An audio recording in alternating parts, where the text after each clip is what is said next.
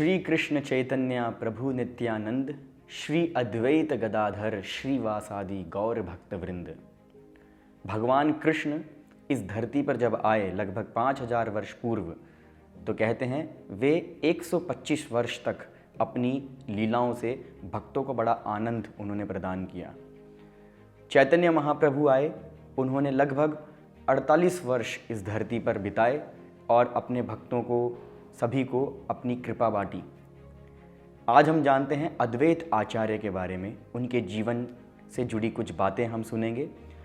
अद्वैत आचार्य ने यहाँ पर इस धरती पर 115 वर्ष अपना समय हम सभी को प्रदान करके वो गए और बहुत बड़ा योगदान उनका हमारे जीवन में है। तो उनके जीवन से जुड़ी कुछ महत्वपूर्ण बातें हम आज चर्चा करते हैं।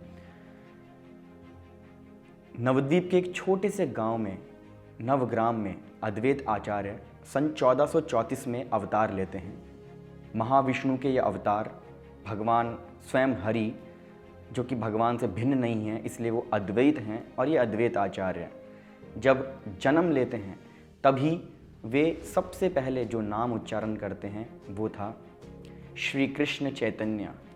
श्री कृष्ण चैतन्य महाप्रभु जो कि 1486 ईस्वी में अवतार लिए। महाप्रभु के जन्म के 52 वर्ष पहले ही अद्वैत आचार्य ने उनके लिए एक पुकार, एक हुंकार लगाई बचपन में, श्री कृष्ण चैतन्य। नवग्राम में अद्वैत आचार्य का जन्म हुआ। उनकी माता का नाम था नाभा देवी और उनके पिता का नाम था कुबेर।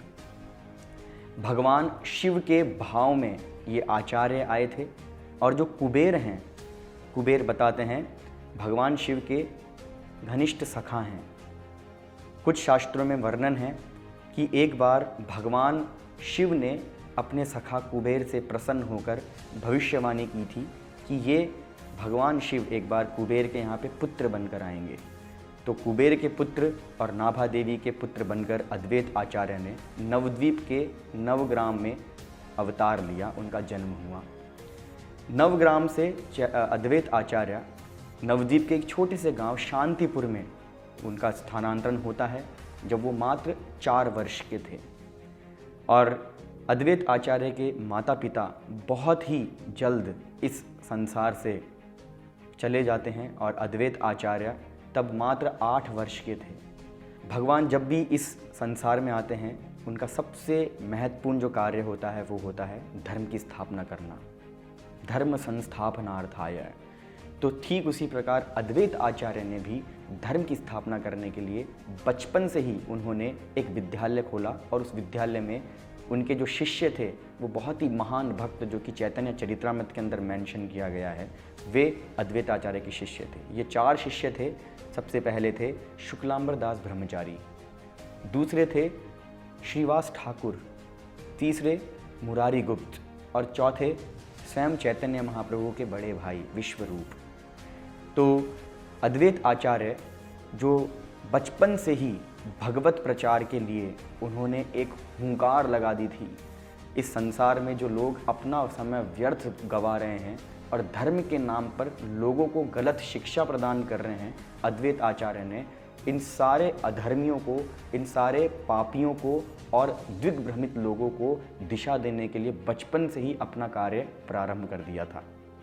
बात आती है अद्वैत आचार्य की शिक्षा की और दीक्षा की। तो शिक्षा तो अद्वैत आचार्य बचपन से ही साक्षात भगवान थे, लेकिन उन्होंने एक आचार्य के रूप में एक सिद्धांत प्रस्तुत किया कि इस संसार में हमें राइट पर्सन से और राइट अथॉरिटी से ज्ञान प्राप्त करना चाहिए।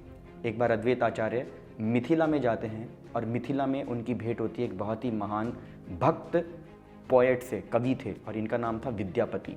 ये विद्यापति पोएट जो थे अपनी कविता में बहुत ही सुंदर जब गुणगान कर रहे थे भगवान की भक्ति के बारे में और इस भौतिक जगत की रियलिटी बता रहे थे कि इस भौतिक जगत में जीव आनंद के लिए जो भाग रहा है वो आनंद कितना छोटा है, जबकि उसे बड़ा आनंद मिलता है भगवान की भक्ति में। रेगिस्तान में जैसे एक व्यक्ति पानी की तलाश में है और उसकी हथेली पे अगर पानी की बूंद डाली जाए तो उस बूंद से वो कभी संतुष्ट नहीं होगा।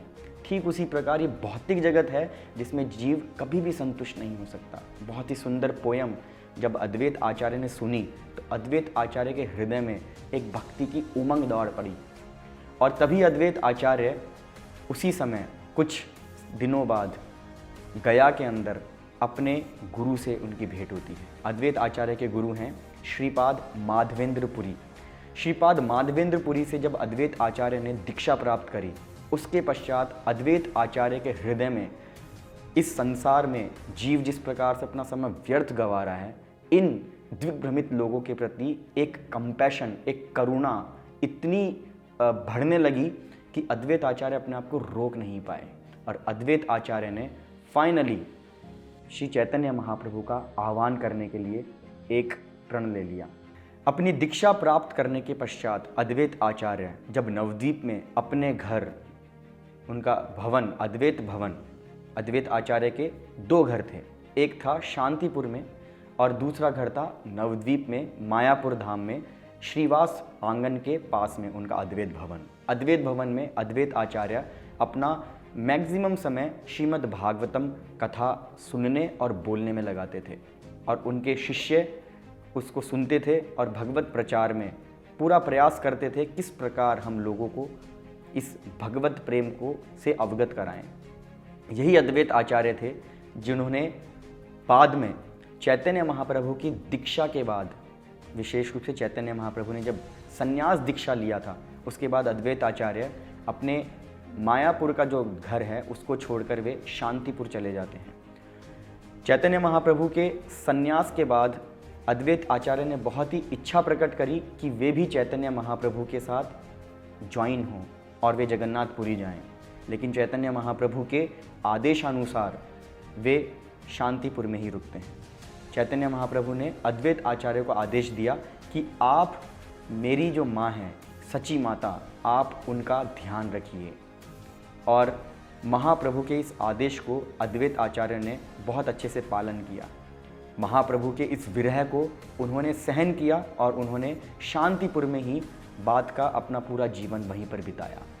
115 वर्ष की इस पूरे समय में अद्वैत आचार्य शांतिपुर में ही अपना भजन, कीर्तन और प्रचार करते थे और साल में एक बार जब नवद्वीप के सारे भक्त जगन्नाथपुरी में रथ यात्रा अटेंड करने जाते थे तो उस रथ यात्रा में अद्वैत आचार्य भी जाते थे और अद्वैत आचार्य चैतन्य महाप्रभु को दर्शन करने से इतने प्रसन्न हो जाते थे कि जगन्नाथपुरी में वे सभी भक्तों को बोलते थे कि हम कीर्तन अभी करेंगे चैतन्य महाप्रभु का, और सभी हाथ ऊपर करके बोलते थे गौरंगा गौरंगा।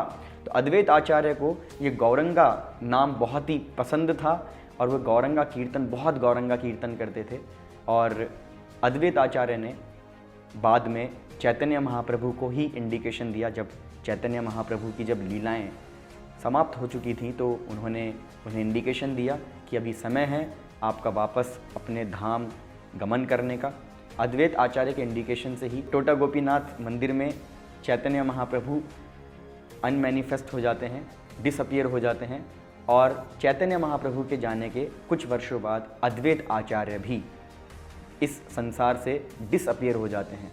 चैतन्य महाप्रभु जब अपनी लीलाओं को समाप्त करके गोलोक धाम वापस से गमन करते हैं, बहुत ही प्रसिद्ध मंदिर जो कि आप नवद्वीप जगन्नाथपुरी के अंदर चैतन्य महाप्रभु टोटा गोपीनाथ मंदिर में जब वो डिसअपियर होते हैं कीर्तन के पश्चात, उसके कुछ ही वर्षों बाद अद्वैत आचार्य ने भी अपनी इस भूमंडल की लीलाओं को अनमैनिफेस्ट कर दिया और वे फिर से अपने धाम विष्णु धाम महाविष्णु के उस भाव में अंतर्लीन हो जाते हैं। हरे कृष्णा।